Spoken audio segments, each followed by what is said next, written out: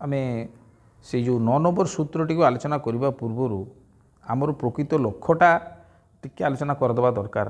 प्रत्येक जो मैंने भी देखुंट भी जानूँ से जानी ना दरकार जे आमर उद्देश्यटा हूँ कौन जे आमर उद्देश्यटा जो हूँ जो 50 प्रकार वृत्ति से 50 प्रकार वृत्ति विषय रे आमर जदि ज्ञान हम धारणा हम ताहले से आम दूरी साधन माध्यम दूरे दे पारिबा एटा को जानी नवा दरकार। तो आम वृत्ति गुड़िकर निरोध होबार आलोचना आम करुँ जानी नवा दरकार। तो गत थर कराई 8 नंबर सूत्र जहाँ थिला कौन विपर्जय मिथ्या ज्ञानम अतद्रूप प्रतिष्ठम।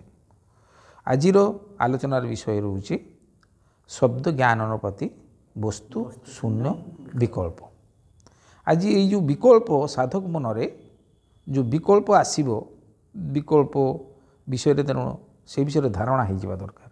विकल्प आम क्या कहूँ गोटा साधकर ये जो विकल्प जोटा कहूँ ये जो समाधिपाद कि साधनपाद पूर्वर भी मुनि ऋषि परंपरा रे जोग साधन थिला। से समय वेद उपनिषद इतारे आउ वेद उपनिषद आउ जते सब ग्रंथ ज्ञान से भी सब थिला सेटा स्मृति आकार थिला बही आकार नथिला स्मृति आकार थिला। तो ये जो श्रुति आकार जो थिला से जो श्रुति आकार आम जहाँ पाइलु किंतु आमर महर्षि पतंजलि निजे तार साधना करी जोग सूत्र गुड़ी को से आणिक जो रखिले जदि आम कहवा जोटा जदि जे ये जो वर्तमान जो आम पतंजलि जो जोग संबंधी जोग दर्शन शास्त्र जो आलोचना विषय रे जानिबे गले आम मन को प्रश्न आसीजिवो जे आमे तो आगुरु बहुत वेद वेदांत आउ उपनिषद गुड़ा को पढ़ीछु से विषय तो सेगुड़ा कौन प्रकृतर सत्य नुहे ये विषय मन को जो प्रश्न आसो ये जो प्रश्न आसो प्रकृत कथा हूँ जे जोटा अतिरिक्त प्राचीन हेले भी सेटा अतिरिक्त प्राचीन और पुराणा शास्त्र हेले मध्य सेगुड़ा आमर अनुभव सिद्ध नुहे आम अनुभव करूँ तेणु ये जो अनुभव करूँ किंतु ताकू जो आम से सत्य मानिबा आउ ये जो जोगदर्शन शास्त्र जो साधन गुड़ी कहुचे या जो आम पछर रखीदे तो गोटे विकल्प हो विकल्प भितर आसूँ कथार बुझीपारे ना जे विकल्पटा हूँ जो जिते पुराणा शास्त्र अच्छी पुराणा शास्त्र जो साधन संबंधी कथा गुड़ाक सब दि जाइए सी साधन सबुगुड़ा जो ठीक से विषय न करिकी जो मैंने आम जोगदर्शन शास्त्र एक्चुअली महर्षि पतंजलि कौन हो ना ये जो सूत्र गुड़िक जो विक्षिप्त अवस्था थिला क्षिप्त अवस्था थिला हाँ से गुड़िक आणिकी से जुटी साधन कर तार साधन टाक पुणी व्याख्या कर सद्गुरुदेव श्री मुनिज महाराज से सद्गुरुदेव महर्षि पतंजलि ये जो जोगदर्शन शास्त्र मुताबिक सी साधन करी से ज्ञान टीका को आनी मुनि समाज रे प्रचार कर जोगदर्शन शास्त्र भाष्य कर महर्षि पतंजलि से तो एकुटिया नहीं तार शिष्य मैंने भी थे समस्ते मिसिकी भी अनुभव साहाय्य नौले ये कहबार कथा रोचे महर्षि पतंजलि जड़े एमती जड़े साधक थिले जहाँकि से खाली ये जो जोगदर्शन शास्त्र भाष्य करना अन्यान्य चरक आयुर्वेदिक शास्त्र चरक संहिता आउ आपणकर आहरी 3-4 प्रकार सब साहित्य अच्छी सेगुड़ा से पूरा तंकर पुस्तक आकार से रखी थे से समय सूत्र आकार पुस्तक आकार सब रखिंट विभिन्न प्रकार जोटा कि मन को आसू कहि जोटा कि धर्म से तो बहुत गुड़ा बही कर ना जोटा आवश्यक कर। तो सद्गुरुदेव महर्षि पतंजलिकर ये जो जोगदर्शन शास्त्र जो भाष्य से निजे तार साधन करी सद्गुरुदेव कहले हाँ यहाँ प्रकृत में ठीक। तापर आउ गोटा तो महर्षि पतंजलि भी आउ केते गुड़े सूत्र लोप पाई जोटा कि सद्गुरुदेव कहते या भितर भी मत किसी नाही जोटा कि रहिबा कथा से भला भी किसी ନାହିଁ, ହয়তো ଲୋପ ପାଇଯାଇଛି ବିଭିନ୍ନ ପ୍ରକାର ତାଙ୍କର ପୁଥିଲିପି। ତ ଆମେ ବିକଳ୍ପ ବିଷୟରେ ଆଲୋଚନା କରୁଥିଲେ। ସବୁଠାରୁ ବଡ଼ ବିକଳ୍ପ ହେଲା ଈଶ୍ୱର ସମ୍ବନ୍ଧୀୟ ଜ୍ଞାନ। ସବୁଠାରୁ ବଡ଼ ବିକଳ୍ପ ସାଧକରେ, ସାଧକ ମନରେ ଆସିଯିବ ଯେ ଈଶ୍ୱର ପ୍ରକୃତରେ ଅଛନ୍ତି କି ନାହାନ୍ତି। ଆଉ ସାଧକ ଯେତେବେଳେ ସାଧନ କରିବାକୁ ଯାଉଛି ସେତେବେଳେ ତାଙ୍କର ଭିତରେ ଚିନ୍ତା, ସେତେବେଳେ ଏଇ ଯେଉଁ ସାଂସାରିକ ବହୁତ ପ୍ରକାର ଜ୍ଞାନରୁ ସେ ତାଙ୍କର ଜାଣିଛନ୍ତି ଯେ ଯୋଗ ସାଧନ କରି ଜଣେ ଈଶ୍ୱରକୁ ଦର୍ଶନ କରିବ, ଯୋଗ ସାଧନ କରି ଜଣେ ଈଶ୍ୱରକୁ ଦର୍ଶନ କରିବ। ଆଉ ଈଶ୍ୱର ଯେଉଁ ଦର୍ଶନ କରିବ, ଯିଏ ଯୋଗଶାସ୍ତ୍ର କରିନାହାନ୍ତି, ଏହା ପୂର୍ବରୁ ବି ମଧ୍ୟ ସାଂସାରିକ ଜ୍ଞାନରେ ଈଶ୍ୱର ଛଡ଼ା, ଦେବୀ ଦେବତା ଛଡ଼ା ଆଉ ଅଲଗା କୌଣସି ତୃତୀୟ ଶକ୍ତିର କଳ୍ପନା ସାଂସାରିକ ଲୋକ କରିନଥିଲେ। ସେଟାର ଅଭ୍ୟାସ ରହିଯାଇଛି। ସେଇ ଯେଉଁ ଅଭ୍ୟାସ ରହିଛି ଯୋଗ କରିବାକୁ ଆସିଲା ବେଳକୁ ତାଙ୍କର ପଡ଼ିଛି ଆମେ ଯୋଗ ସାଧନ କରୁଛୁ, ଆମେ ନିଶ୍ଚିତ ଈଶ୍ୱର ଦର୍ଶନ କରିବା। ଏଇଟା ହେଉଛି ବିକଳ୍ପ। ପ୍ରକୃତରେ ଯୋଗ ସାଧନ କଲେ ଈଶ୍ୱର ଦର୍ଶନ, କିନ୍ତୁ ସ୍ୱରୂପ ସ୍ଥିତିକୁ ଯିବା, ସ୍ୱରୂପ ସ୍ଥିତିକୁ ଯିବା କଥା। ସେଇଠି ଈଶ୍ୱର ଦର୍ଶନ ହୋଇପାରିବ ନାହିଁ। କାହିଁକି? ଆପଣଙ୍କ ମହର୍ଷି ପତଞ୍ଜଳି ସେଠି ଲେଖିଛନ୍ତି ଯେ ଯୋଗ ସାଧନ କଲେ ଯୋଗୀ କେଉଁ ସ୍ତରକୁ ଯିବ ନା ତଦାଦଷ୍ଟୁ ସ୍ୱରୂପ ଅବସ୍ଥାନ। ଯଦି ସେଇଭଳି ପରିସ୍ଥିତି ଆସନ୍ତା ସେ କହିଥାନ୍ତେ ତଦାଦଷ୍ଟୁ ପରମେଶ୍ୱର ଅବସ୍ଥାନ, ଈଶ୍ୱରଙ୍କର କଥା କହିଥାନ୍ତେ। ସେ କଥା କହିନାହାନ୍ତି ନା, ସ୍ୱରୂପ ଅବସ୍ଥାନ। ତେଣୁ ଆମର ସ୍ୱରୂପ ସ୍ଥିତିକୁ ଯିବା, ଅବସ୍ଥାନ କରିବା। ଆଉ ସେଇଠି ସବୁଠାରୁ ବିକଳ୍ପ ହେଉଛି ଯେଉଁ ବିଭିନ୍ନ ପ୍ରକାର ଈଶ୍ୱରର କଳ୍ପନା କରିବାଟା ବିକଳ୍ପ। ଖାଲି ସେଇଟା ଗୋଟେ ତାର କଳ୍ପନା ନୁହେଁ, ଈଶ୍ୱର ଅଛନ୍ତି ବୋଲିକି ସଂସାରରେ।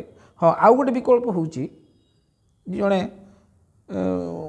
ଯୋଗ ସାଧନ କରୁଛି, ଜଣେ ଯୋଗ ସାଧନ କରୁଛି, କିନ୍ତୁ ସେ ଯୋଗ ସାଧନ କରୁ କରୁ ତାକୁ ବି ମଧ୍ୟ ଆମର କେହି ସାଧକ ଦେଖିଛନ୍ତି ସେ କୃଷ୍ଣଙ୍କର ପୂଜା କରୁଛି।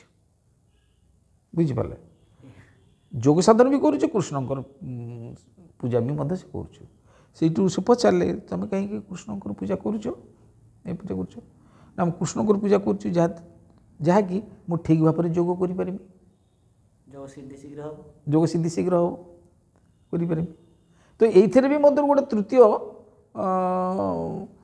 ଯେଉଁ ଶକ୍ତିର ସେ ଜଣେ ସାହାଯ୍ୟ ନେଉଛି। ଏଇଟା ବିକଳ୍ପ, ଏଇଟା ବିକଳ୍ପ। ଯୋଗ ଭଲ କି କରିପାରିବା ଏଥିପାଇଁ ଗୋଟେ ଯେକୌଣସି ଈଶ୍ୱରକୁ ଆମେ ଜପିବା, ଯେମିତି ଏଇଟା। ଆହୁରି ଗୋଟେ ବିକଳ୍ପ ହେଉଛି ବିଭିନ୍ନ ପ୍ରକାର ଏଇ ଯେଉଁ କଥାଟା ବି କହିଯାଇଥିଲି, ଯେଉଁ ପ୍ରକାର ଯେଉଁ ବିଭିନ୍ନ ପ୍ରକାର ଦେବୀ ଦେବତା ଈଶ୍ୱରଙ୍କୁ ଯେଉଁ ଧ୍ୟାନ କରିବା, ଏ ବି ବିକଳ୍ପ ଭିତରେ ଆସୁଛି, ଏ ବି ବିକଳ୍ପ ଭିତରେ ଆସୁଛି। ଆଉ ପୁଣି ବିକଳ୍ପ ଭିତରେ ଆସୁଛି ଯେଉଁ ବିଭିନ୍ନ ପ୍ରକାର ସାଂସାରିକ ମଜହବୀ ଜ୍ଞାନ ଗୁଡ଼ାକ ଯେଉଁ ଅଛି, ଯେ ମନୁଷ୍ୟ ସମାଜରେ ଯେଉଁଟା ଯେମିତି ଧରନ୍ତୁ ସ୍ୱର୍ଗ, ନରକ, ବହିସ୍ଥ, ଦୋଜାକ ଇତ୍ୟାଦି ଇତ୍ୟାଦି, ଯଦି ଆମେ ଈଶ୍ୱରଙ୍କୁ ଯଦି ଜପ ନ କରିବା ଏସବୁ ସ୍ଥିତିକୁ ଆମେ ଯାଇପାରିବା ନାହିଁ, ଆମକୁ ସ୍ୱର୍ଗ ମିଳିବ ନାହିଁ। ଆମେ ଯଦି ଈଶ୍ୱରଙ୍କର ସାହାଯ୍ୟ ନ ନେବୁ, ଈଶ୍ୱରଙ୍କ ସେବା ଯଦି ନ କରିବୁ, ହଁ, ତାହେଲେ ଆମକୁ ସ୍ୱର୍ଗ ମିଳିବ ନାହିଁ, ଆମକୁ ନରକ ମିଳିଯିବ। ଆମକୁ ବହୁତ ପ୍ରକାର ଯମଦୂତ ଶାସ୍ତି ଦେବେ। ଏହି ପ୍ରକାର କାଳ୍ପନିକ ଭାବନା ଚିନ୍ତାଧାରା ଯୋଗ ସାଧନ କରିବାକୁ ଗଲାବେଳକୁ ବହୁତ ବଡ଼ ବାଧକ। ଯୋଗ ସାଧନଟା ହେଉଛି ପୁରୁଷାର୍ଥର ସାଧନା, ପୁରୁଷାର୍ଥର ସାଧନା। ନିଜକୁ ନିଜେ ଚିହ୍ନିବା, ନିଜର ମାଲିକ ନିଜେ ଯାହା କର୍ମ କରି ଆମେ ନିଜକୁ ନିଜେ ଜାଣିବା, ନିଜ ଭିତରେ ଥିବା ଶକ୍ତିର ଉତ୍ସକୁ ପରିଚୟ ପାଇବା, ଏଇଟା ହେଉଛି ତାର ଉଦ୍ଦେଶ୍ୟ।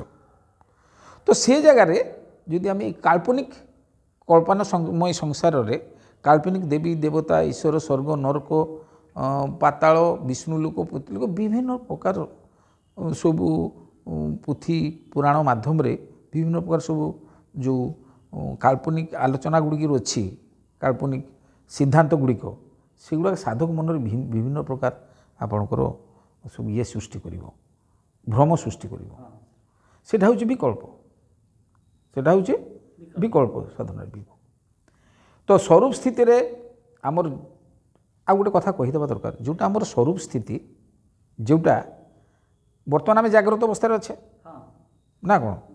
ଜାଗ୍ରତ ଅବସ୍ଥାରେ ଆମେ ଯେଉଁ ସ୍ୱରୂପରେ ଅଛୁ, आमे रात्रे शुईगला परे स्वप्न स्थिति को जाऊ स्वप्न अवस्था स्वप्नावस्था पुणी गाढ़ निद्रा सुषुप्ति अवस्था को जाऊ पुणी जड़े जिते जड़े मृत्यु हो जाए जनकर बुझिपारे जी जो मृत्यु भी मध्य हो जाए तो ये तीनोटी जाक शरीर से आत्मा हमर सूक्ष्माति सूक्ष्म अवस्था थाए आम जीवन जोटा से सूक्ष्माति सूक्ष्म अवस्था थी आम बर्तमान बची थे भी जागृत अवस्था आम शरीर भितर सूक्ष्माति सूक्ष्म स्थित आमर जीवन अच्छी से आम शरीर चल पचल